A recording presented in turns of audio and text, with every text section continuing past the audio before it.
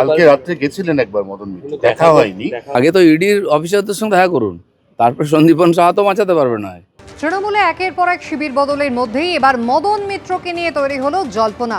ঋতব্রত তৃণমূলের উত্তর কলকাতা জেলা সভাপতি সন্দীপন সাহার বাড়িতে মদন মিত্র গতকাল স্বর্ণকমল এবং সন্দীপন সাহাদের তারাতলার বাড়িতে পৌঁছে গিয়েছিলেন কামারহাটি তৃণমূল বিধায়ক। যদিও মদন মিত্র যেখানে পৌঁছলেও বাড়িতে ছিলেন না স্বর্ণকমল সাহা, সন্দীপন সাহারা, এমনটাই খবর। তবে ফোনে তাদের মধ্যে কথা হয়েছে বলে জানা গিয়েছে। স্বাভাবিকভাবেই খবর ছড়িয়ে পড়তেই শুরু হয়েছে নতুন জল্পনা।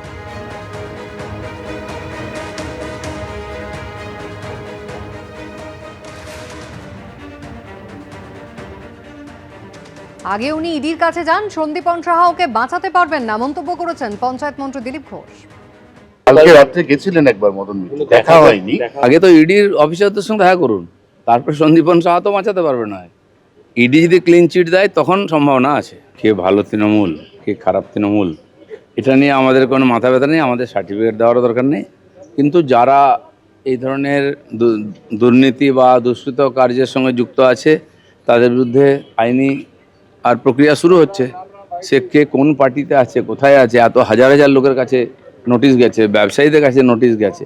তারা পার্টির জন্য নয়, তারা বেআইনি কাজ করেছে, তার তদন্ত হচ্ছে, তাকে সহায়তা করা উচিত। পুরনিয়োগ দুর্নীতি মামলায় ইতিমধ্যেই ডাক পেয়েছেন মদন মিত্র স্ত্রী এবং দুই ছেলে। তাদেরকে 22 এবং 23 জুলাই সিজো কমপ্লেক্সে হাজিরা দিতে বলা হয়েছে। অন্যদিকে ইডি চার্জশিটে সুজিত বসু এবং ফিরহাদ হাকিম সম্পর্কে তুলে ধরা হয়েছে চাঞ্চল্যকর তথ্য। পুরনিয়োগ দুর্নীতি মামলায় আগেই কালীঘাটপন্থী তৃণমূল বিধায়ক মদন মিত্রর একাধিক ঠিকানায় হানা দিয়েছে ইডি। এবার কেন্দ্রীয় এজেন্সি স্ক্যানারে কামারহাটি তৃণমূল বিধায়ক ও প্রাক্তন মন্ত্রী মদন মিত্র স্ত্রী অর্চনা মিত্র এবং তাদের দুই ছেলে স্বরূপ মিত্র এবং শুভরূপ মিত্র।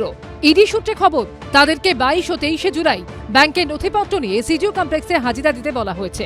তীব্র নিন্দা করি।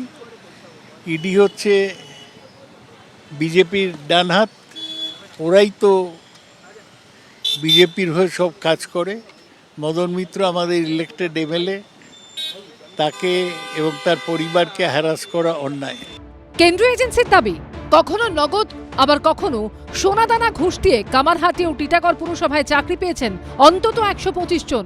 ইডি সূত্রে দাবি, যার সঙ্গে যোগ রয়েছে কামারহাটির তৃণমূল বিধায়ক মদন মিত্রের। এই মামলাতেই 13 জুন তৃণমূল বিধায়কের বিভিন্ন ঠিকানায় ম্যারাথন তল্লাশি চালায় ইডি। ওই দিন মদন মিত্রকেও জিজ্ঞাসাবাদ করা হয়। এবার তলব করা হলো তার স্ত্রী ও দুই ছেলেকে। পুরনিয়োগ দুর্নীতি মামলায় যে বাড়ির সামনে আমরা দাঁড়িয়ে রয়েছি, এই বাড়িতে এর আগেও এসে তল্লাশি অভিযান চালানো হয় ইডির তরফ থেকে। এই বাড়ি হচ্ছে মদন মিত্র ভবানীপুরের বাড়ি। প্রায় 125 জনের নিয়োগ সংক্রান্ত বিষয়ে তথ্য জানার জন্যই তদন্তকারী আধিকারিকরা এবার মদন মিত্র স্ত্রী, দুই ছেলেকে ব্যাংকের নথি সহ বেশ কিছু নথি নিয়ে সিজিও কমপ্লেক্সে ইডি দপ্তরে হাজির হতে জানিয়েছে। ভয়ের পরিবেশ তৈরি করা হচ্ছে। ভয় আউট বলেছিলেন না, ভয় 4 ডবল বেড়ে গেছে পশ্চিমবাংলা। শীতপ্রথর দিকে যারা গেছে তাদের বিরুদ্ধে মুখ্যমন্ত্রী নিজে অ্যাকশনের কথা ঘোষণা করেছেন। তা এখন তিনি সেটা করে দেখান, তা একটা বোঝা যাবে। পুরো দুর্নীতি হোক বা অন্য দুর্নীতি মামলা হোক, গোটা পরিবার মিলে দুর্নীতির একটা পীঠস্থান বানিয়ে ফেলেছে। পরিবার মিলেই প্রতিষ্ঠানটাকে লুটে পুটে খেয়েছে, মানুষের যে উন্নতির পয়সা তা লুটে পুটে খেয়েছে। চাকরি বিক্রির পর চাকরি বিক্রি করেছে গোটা পরিবার, আর তার লাভ নিয়েছে গোটা পরিবার। পুরনিয়োগ দুর্নীতি মামলায় ইতিমধ্যে গ্রেফতার হয়েছেন প্রাক্তন দমকল মন্ত্রী ও তৃণমূল নেতা সুজিত বসু। তার নামে সাপ্লিমেন্টারি চার্জশিটও জমা দিয়েছে ইডি। সূত্রের খবর, যেখানে কেন্দ্রীয় এজেন্সির তরফে দাবি করা হয়েছে দক্ষিণ দমদম পুরসভার ভাইস চেয়ারম্যান নিতাই দত্তর অফিস থেকে পাওয়া নথি অনুযায়ী তাকে জিজ্ঞাসাবাদ করা হলে তিনি জানিয়েছেন সমস্ত কাউন্সিলররা একসঙ্গে ঠিক করেছিলেন প্রত্যেক কাউন্সিলর 2 জনের নাম সুপারিশ করতে পারবেন। প্রত্যেক চেয়ারম্যান ইন কাউন্সিল 5 জনের নাম চাকরির জন্য সুপারিশ করতে পারবেন। ফিরহাদ হাকিম 6 জনের নাম সুপারিশ করতে পারবেন। ফিরহাদ হাকিমের সুপারিশ করা 6 জন চাকরি প্রার্থীর বিষয়টি দেখে নেওয়ার কথা বলে দক্ষিণ দমদম পুরসভার বোর্ড। সুপারিশের তালিকায় ববিতা এবং সুচিত্রা বলে লেখা থাকতো, নাম সুপারিশের আলাদা ফাইল ছিল। এর পাশাপাশি চার্জশিটে ইডি দাবি করেছে আলোক কুমার মজুমদার, গৌরব সিংহ, সুদীপ সিংহ, অরুণ মন্দা নামে যারা দক্ষিণ দমদম পুরসভায় চাকরি পেয়েছেন তাদের সুপারিশ করেছিলেন সুজিত বসু।